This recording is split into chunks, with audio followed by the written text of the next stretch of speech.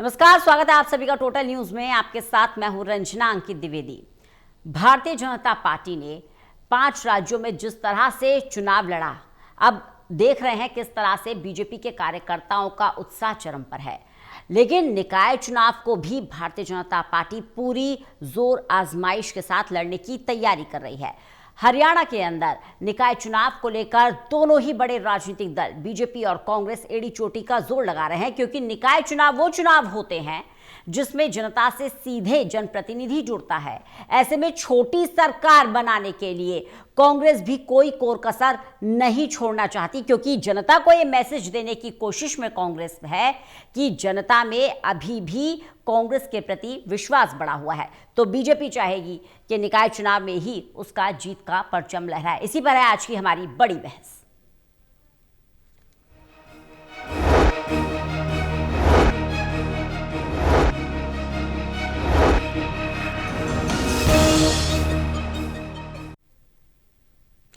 प्रदेश में 7 शहरों के निकाय चुनाव के प्रचार में अब 2 ही दिन बचे हैं, इसलिए बीजेपी के बड़े नेता खुद मुख्यमंत्री चुनाव प्रचार में जुटे हुए हैं। उधर कांग्रेस के 2 बड़े नेता भूपेंद्र सिंह हुड्डा और प्रदेश अध्यक्ष राव नरेंद्र सिंह भी पूरी तरह से मैदान में डटे हुए हैं। मीटिंग चल रही है, समाज के असरदार लोगों से फोन पर बात हो रही है, जनता के बीच जा रहे हैं, समर्थन की अपील कर रहे हैं। गौरतलब है कि 10 मई को 7 शहरों में वोटिंग होनी है और 13 मई को नतीजे आएंगे।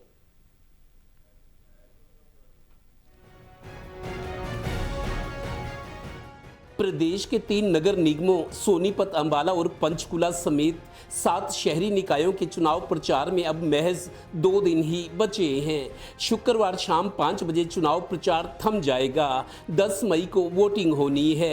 जाहिर है चुनाव प्रचार और मतदाताओं को इम्प्रेस और अपील करने का आखिरी दौर आन पहुंचा है।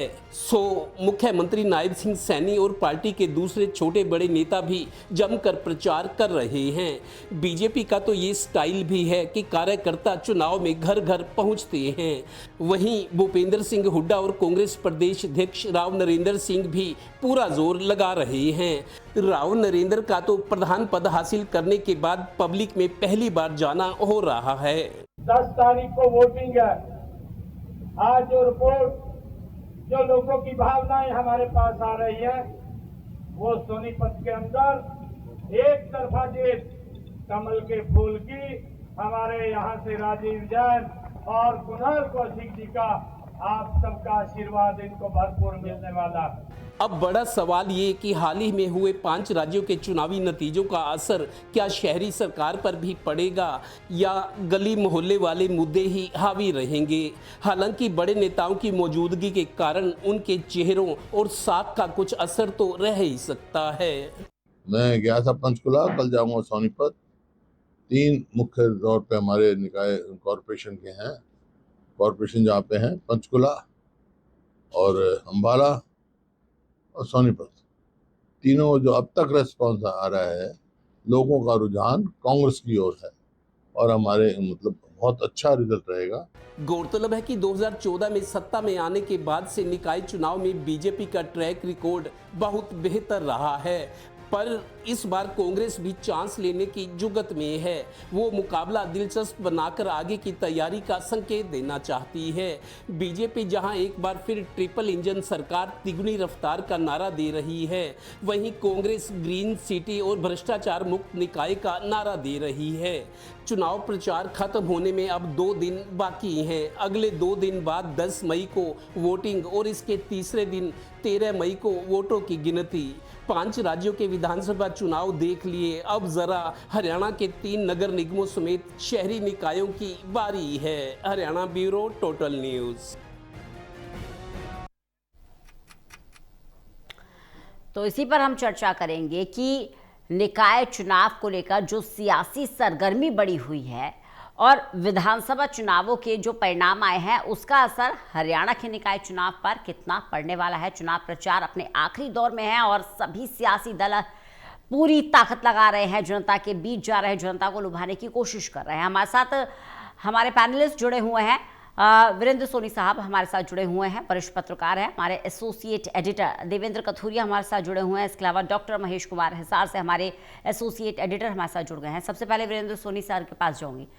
निकाय चुनाव को लेकर ये कहा जाता है वीरेंद्र सोनी साहब कि जनता से अगर आपको जुड़ना है और जनता के दिल में जगह बनानी है तो निकाय चुनाव में कोई कोर कसर मत छोड़िए। निकाय चुनाव ही वो चुनाव होता है जब 1 to 1 अपने जनप्रतिनिधि से जनता संवाद कर सकती है। ऐसे में छोटी सरकार बनाने के लिए कोई भी दल पीछे रहना नहीं चाहता, चाहे बीजेपी हो या कांग्रेस हो। लेकिन जो चुनाव परिणाम आए हैं, हाल ही में कई राज्यों में विधानसभा चुनाव हुए, जो चुनाव परिणाम आए हैं उसका असर कितना पड़ता हुआ आप देख पा रहे हैं? स्थानीय निकाय चुनाव में स्थानीय मुद्दे ही हावी रहते हैं, स्थानीय मुद्दों का ही बोलबाला रहता है। लेकिन इस तरह से जो अभी विधानसभा के चुनाव आए हैं, भारतीय जनता पार्टी के लिए काफी उत्साहवर्धक रहे हैं। जो पश्चिम बंगाल की विशेषकर जीत है, उससे भारतीय जनता पार्टी के कार्यकर्ताओं का मनोबल बढ़ गया है और मनोबल बढ़ने के साथ साथ वो जनता के बीच जाकर इस बात को भुनाने का प्रयास कर रहे हैं और उसका देखिए जनता में असर भी होता है, क्योंकि अभी चुनाव हुए हैं तो वातावरण भारतीय जनता पार्टी के पक्ष में है। कांग्रेस भी हालांकि देखिए मुकाबले में आने का प्रयास कर रही है और तीनों नगर निगमों के चुनाव गंभीरता से लड़ भी रही है, और लेकिन क्या जनता का उसको साथ मिल पाएगा, इसमें अभी संदेह है। इसका कारण है क्योंकि जिसमें राज्य सरकार जिस दल की होती है तो विकास कार्य उसी के माध्यम से होते हैं। अब जो भारतीय जनता पार्टी है, भारतीय जनता पार्टी के मुख्यमंत्री हों, प्रदेश अध्यक्ष हों, केंद्रीय मंत्री मनोहर लाल हों या राव इंद्रजीत हों, तो ये सब प्रभावी ढंग से भूमिका निभा रहे हैं।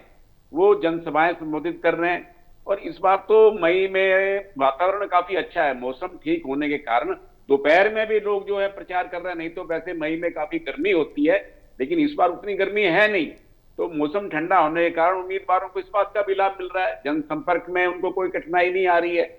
तो भूपेंद्र सिंह हुड्डा जो है वो भी देखिए पंचकुला में भी प्रचार कर रहे हैं। हालांकि पंचकुला का जो उम्मीदवार है मेयर पद का, उनके अनुरूप नहीं था, वो चंद्रमोहन के अपेक्षा के अनुसार था, लेकिन इसके बावजूद भी कांग्रेस वहां पर एकजुट है। सोनीपत में भी दीपेंद्र हुड्डा ने प्रचार किया है, वहां ग्रामीण क्षेत्रों में जाकर लोगों से वोट मांगे। तो इस तरह से कांग्रेस हालांकि लगी तो हुई है, लेकिन जन समर्थन कितना जुट पाएगा इसमें अभी संदेह। इसका कारण है क्योंकि कांग्रेस में पहले तो गुटबाजी रही है और अभी 1.5 वर्ष में हुआ है, विधानसभा चुनाव हुए हैं, तो ऐसे में कोई लोगों का सरकार से मोह भंग भी नहीं हुआ।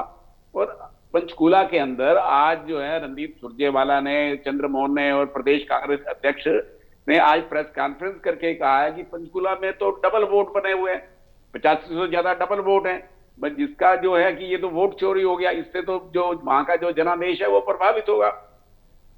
तो कांग्रेस के पास अपने मुद्दे हैं, कांग्रेस उन मुद्दों को लेकर जनता के बीच जा रही है, लेकिन उन मुद्दों का जनता पर क्या प्रभाव पड़ेगा ये तो समय बताएगा। कांग्रेस मुकाबले में आने के लिए जी तोड़ मेहनत तो कर रही है। अब राहुल गांधी भी 8 मई को सद्भाव यात्रा में शामिल हो रहे हैं, गुरुग्राम में शामिल होंगे।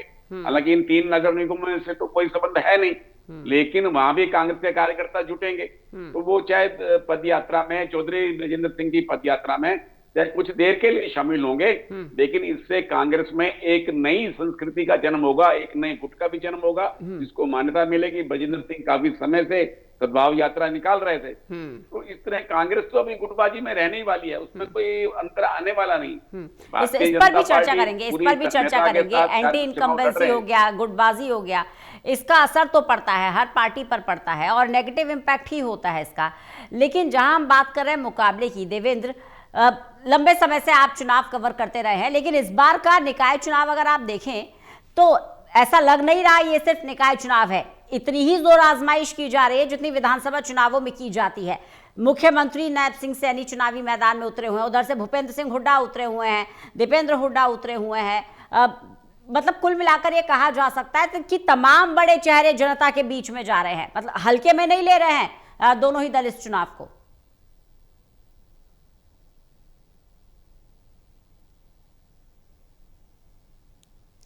देवेंद्र, आप सुन पा रहे हैं मुझे? जी जी रंजना, आप मेरे से बात कर रहे हैं? मेरी आवाज सुन पा रहे हैं सर आप?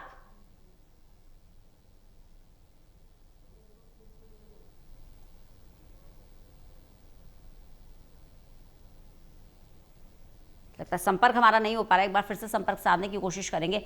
महेश, क्या आप मुझे सुन पा रहे हैं?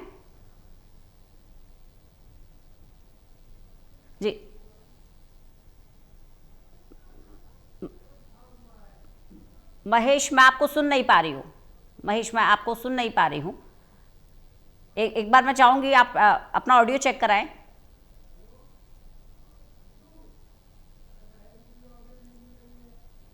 देवेंद्र, जी क्या रंजना, आप सुन पा रहे हैं देवेंद्र मुझे? जी जी रंजना जी, सवाल सुन पाए आप सर? रंजना, देखिए ये चुनाव जो है, ये चुनाव थोड़ा सा बदले हुए समय के हिसाब से है। देखिए राज्यसभा चुनाव में कांग्रेस बीजेपी का हमने देखा 1.5-2 महीने पहले जिस तरीके से मतलब काफी कशमकश रही एक सीट को जीतने की। आखिरकार बहुत कम मार्जिन से कांग्रेस राज्यसभा सीट जीत गई। अब 5 राज्यों के चुनाव परिणाम भी आगे हैं। अब बीजेपी का जो एक बेहतर प्रदर्शन रहा है 2014 में, जब से मोदी जी प्रधानमंत्री बने, हरियाणा में बीजेपी की सरकार बनी, 3 बार मोदी जी रिपीट हुए, 3 बार हरियाणा में, लगातार 2014 के बाद से जितने चुनाव हुए हैं, 2018 का हुआ था दिसंबर में, 2024 का मार्च में हुआ था, अब 2026 में फिर हो रहा है। तो बीजेपी अपना जो पहले का प्रदर्शन है उसको दोहराना ही नहीं चाहेगी, उसको बढ़ाना चाहेगी, पूरी कोशिश करिए। शायद इसलिए मुख्यमंत्री, प्रदेश अध्यक्ष, प्रदेश प्रभारी भी लगे हुए हैं। और एक नई खबर आज ये है, हालांकि चुनाव प्रचार को 2 दिन बचे हैं, शुक्रवार परसों शाम को प्रचार खत्म हो जाएगा, क्योंकि 10 की वोटिंग है तो 8 तारीख को शाम को खत्म हो जाएगा। अभी की बात करूं तो महज 48 घंटे रह गए हैं प्रचार के लिए। मुख्यमंत्री लगे हुए हैं, प्रदेश प्रभारी लगे हुए हैं, और जो कोर कमेटी के लोग हैं प्रदेश स्तरीय। और एक खबर यह भी है कि हर वार्ड में और हर निकाय में बीजेपी ने अपने प्रभारी नियुक्त कर दिए हैं, मतलब फुल प्रूफ सिस्टम, कहीं कोई चूक ना हो जाए। दूसरी तरफ कांग्रेस की बात करें तो भूपेंद्र हुड्डा और दीपेंद्र हुड्डा जिनकी पकड़ है, देखिए दीपेंद्र हुड्डा 5वीं बार के सांसद हैं, 4 बार लोकसभा से 1 बार राज्यसभा गए, और भूपेंद्र हुड्डा मंझे हुए खिलाड़ी हैं। भूपेंद्र और दीपेंद्र दोनों लगे हुए हैं सोनीपत, पंचकुला। उनकी कोशिश है कि कोई ना कोई, खासतौर पे नगर निगम के जो चुनाव है वहां अच्छा प्रदर्शन हो। बीजेपी भी चाहती है, कांग्रेस भी, क्योंकि बड़े चुनाव है।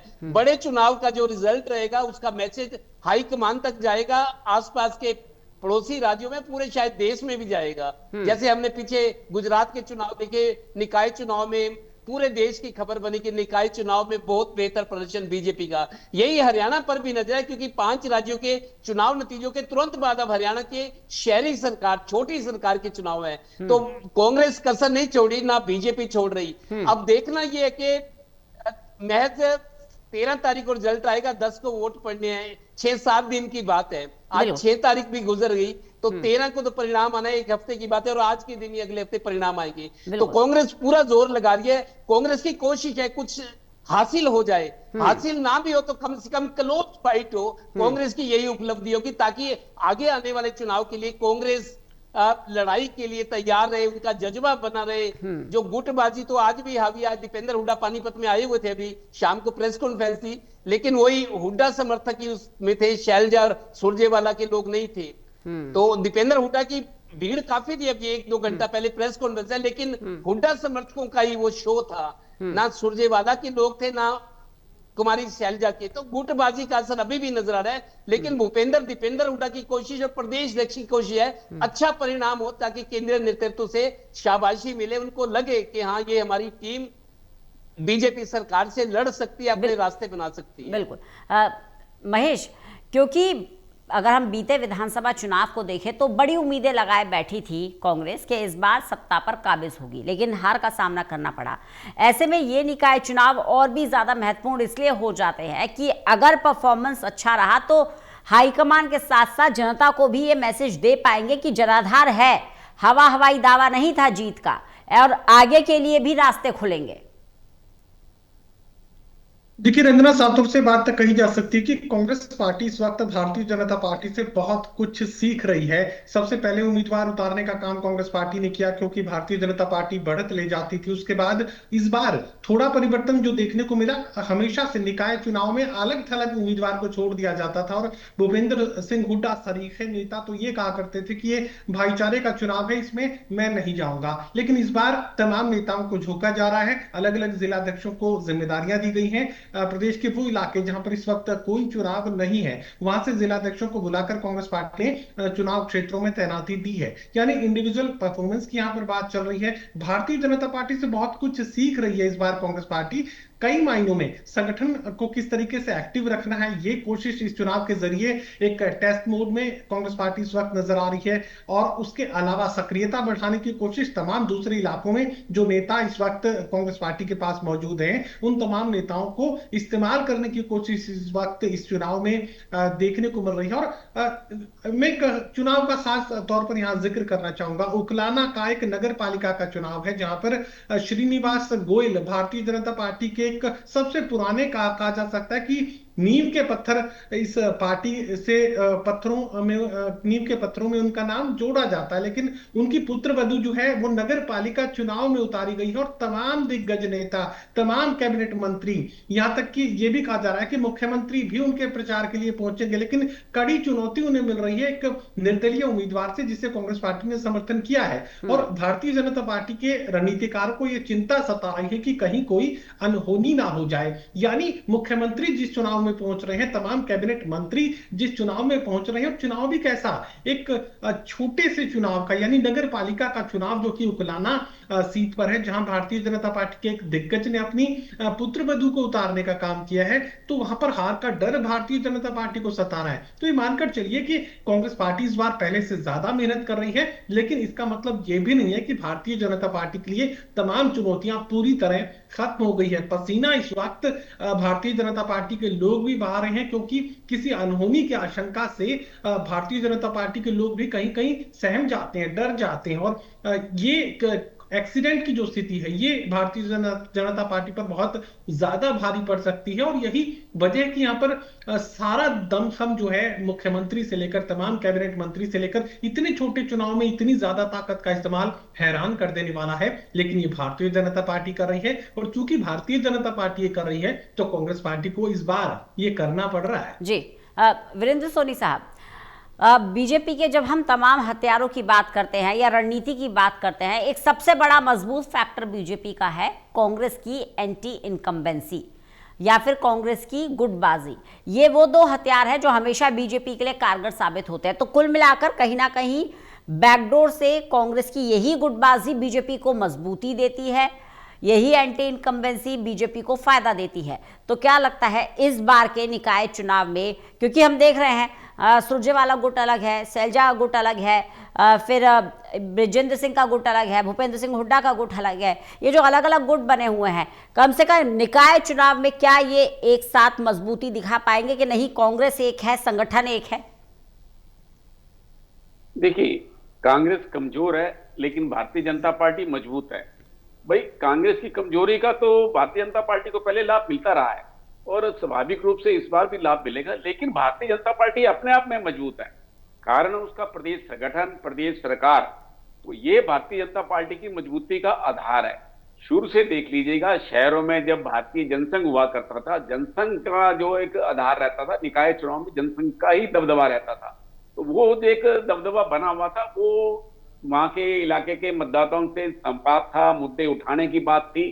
तो उस समय के लोग सक्रिय रहते थे और वो भी भारतीय जनता पार्टी का भी अब वही क्रम है। भारतीय जनता पार्टी के नेताओं का अपने कार्यकर्ताओं के साथ, जनता के साथ सीधा संवाद है।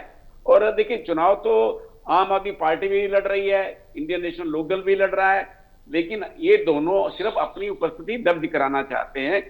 आम आदमी पार्टी ने 16 गारंटी दी है और इंडियन नेशनल लोकदल ने भी अपना चुनाव घोषणा पत्र जारी किया है, कांग्रेस ने भी किया है। लेकिन क्या ये उन वादों को लागू करने में सक्षम है, जबकि सरकार तो भारतीय जनता पार्टी की है? तो ऐसे में लोग उन गारंटियों को, घोषणाओं पर कितना विश्वास करेंगे? तो जो वातावरण है भारतीय जनता पार्टी के पक्ष में है। और ये बात ठीक है कि सबसे ज्यादा जो प्रतिष्ठा के चुनाव में 3 नगर निगमों के मेयर का चुनाव है, सीधा चुनाव हो रहा है, तो इसलिए ये लोकप्रियता का आकलन होगा कि अब भारतीय जनता पार्टी की सरकार की लोकप्रियता में क्या गिरावट आई है, या उसकी लोकप्रियता में ज्यादा इजाफा हुआ है, या कांग्रेस मजबूत हुई है, या कांग्रेस कमजोर हुई है। ये तो चुनाव परिणाम बताएंगे। बिल्कुल, तो ये आपने बड़ी बात कही, ये आपने बड़ी बात कही। ये कहीं ना कहीं एक तरह से आप इसे टेस्ट की तरह समझ सकते हैं। लेकिन देवेंद्र, बीजेपी के लिए तो देखा जाए अलग राज्यों से खुशियां आ ही रही है, एक लहर बीजेपी की चल रही है, उसे नकारा नहीं जा सकता। लेकिन कांग्रेस की अगर टेस्ट की बात करें तो कांग्रेस की जड़ें मजबूत है कि खोखली हो गई है, कि कांग्रेस को जड़ से उखाड़ दिया गया है? ये चुनाव कहीं ना कहीं इन्हीं तमाम पैरामीटर्स पर रिजल्ट देगा।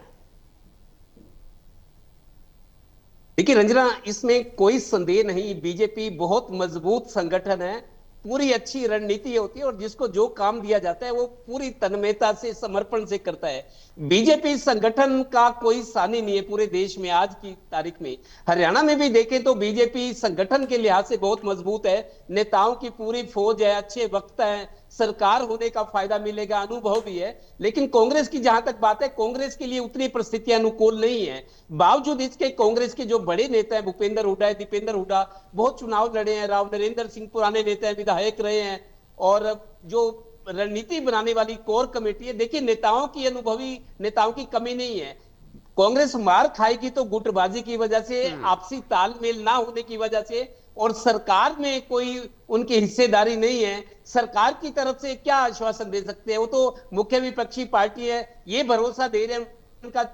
अगर बीजेपी ट्रिपल इंजन सरकार, तिगनी रफ्तार, फिर एक बार ये नारा दे रही है कि सरकार के साथ चलो, विकास तिगनी रफ्तार से होगा। लेकिन कांग्रेस का नारा है कि हम जो भ्रष्टाचार है नगर निगमों में, जिससे लोग त्रस्त रहे हैं, प्रॉपर्टी टैक्स वाली बात है, हाउस टैक्स है, जो जो नक्शे पास करवाने हैं, निचले स्तर पर जो परेशानी है, स्टाफ की कमी है नगर निगमों में, पारदर्शिता की कमी है, साख नहीं बना पाए नगर निगम, ये मुद्दे लेकर कांग्रेस आएगी। कांग्रेस अपनी तरफ से मेहनत करके, निष्ठा के साथ, पूरी मजबूती के साथ, जिन जिन को टिकट मिलेगा उनके लिए कांग्रेस के लोग काम करें, उनके अपने समर्थक काम करें। मेरे को लगता है फेस सेविंग करना बहुत जरूरी है। भले ही कांग्रेस एक आध या पार्षदों की कुछ सीटें जीत सकती है, मेयर की सीट जीतना बहुत बड़ी उपलब्धि रहेगी। और अब कांग्रेस ये चाहेगी कि कम से कम दो पहलवान मैदान में हैं, बिल्कुल एक तरफा मुकाबला ना हो। भले ही बीजेपी जीत जाए, लेकिन दमखम कांग्रेस पूरा दिखाए, ताकि आगे की तैयारी हो, लोगों में भरोसा जाए कि कांग्रेस लड़ने की स्थिति में और फिर कार्यकर्ताओं में भी जोश आएगा कि हाँ हम कर सकते हैं, बिल्कुल मिलकर करना। और ये जोश देना बहुत जरूरी, ये जोश देना बहुत जरूरी है।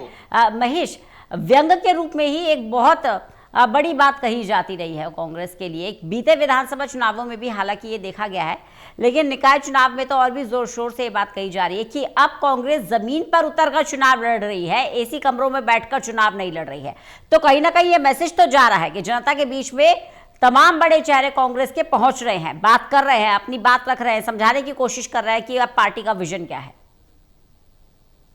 रंजना, यही मैंने अपनी बातचीत की शुरुआत इसी पहलू से की थी कि अब भारतीय जनता पार्टी से कांग्रेस पार्टी बहुत कुछ सीख रही है। वही तौर तरीके, वही स्ट्रैटेजी जो भारतीय जनता पार्टी के लोग जीत के लिए इस्तेमाल कर रहे थे, अब उसी रास्ते पर आगे बढ़कर कांग्रेस पार्टी अपने संगठन को मजबूत करने की कोशिश में है। और नतीजे के तौर पर क्या कुछ सामने आएगा ये अलग बात है, लेकिन कम से कम सक्रियता तो देखने को मिली। इन चुनावों को संजीदगी के साथ भारतीय जनता पार्टी के खिलाफ लड़ने के लिए कांग्रेस पार्टी के नेता तैयार तो हुए। अब तक तो स्थिति ये होती थी कि पार्टी ये तय ही नहीं कर पाती थी कि उन्हें पार्टी सिंबल पर लड़ना भी है कि नहीं लड़ना है, और अगर लड़ना है तो फिर भाईचारे के चुनाव बन गए। नेता प्रचार के लिए नहीं पहुंच रहे हैं, कार्यकर्ता नहीं पहुंच रहे हैं, तमाम दूसरे इलाकों के नेता उस चुनाव क्षेत्र में एंट्री नहीं ले रहे हैं। तो ऐसे में अब वो परिस्थितियां बदली हैं। तमाम अलग अलग जिलाध्यक्षों को बुलाया गया है, दिग्गज नेता प्रचार में शामिल हुए हैं। मुझे लगता है कि जो रास्ता भारतीय जनता पार्टी ने लंबा सफर तय करके दिखाया है, अब अस्तित्व की लड़ाई, यहां पर अपने वजूद की लड़ाई कांग्रेस पार्टी को लड़नी पड़ रही है, उस लड़ाई की शुरुआत हो चुकी है। चलिए, बहुत बहुत शुक्रिया आप सभी का मेरे साथ जुड़ने के लिए, इस खास चर्चा में शामिल होने के लिए। तो कुल मिलाकर ये कहा जा सकता है कि पूरी ताकत दोनों ही राजनीतिक दल लगा रहे हैं, लेकिन एक अच्छी बात यह है कि कांग्रेस पार्टी के लिए भी कहा जाने लगा है कि सिर्फ एसी कमरे में बैठकर चुनाव नहीं लड़ा जा रहा, जनता के बीच कांग्रेस जा रही है। और ऐसे में अब तक जो विधानसभा चुनाव में पैटर्न आ रहा है, अलग अलग राज्यों में जो परिणाम आ रहे हैं, उसे देखते हुए पूरी मजबूती के साथ कांग्रेस ये दावा भी कर रही है कि निकाय चुनाव में बड़ा फेरबदल होगा और जनता कांग्रेस के प्रति भरोसा जताएगी। बहरहाल ये देखने वाली बात होगी कि जनादेश किसके पक्ष में जाता है। खबरें लगातार जारी हैं, एक छोटे से ब्रेक के लिए रुक रहे हैं।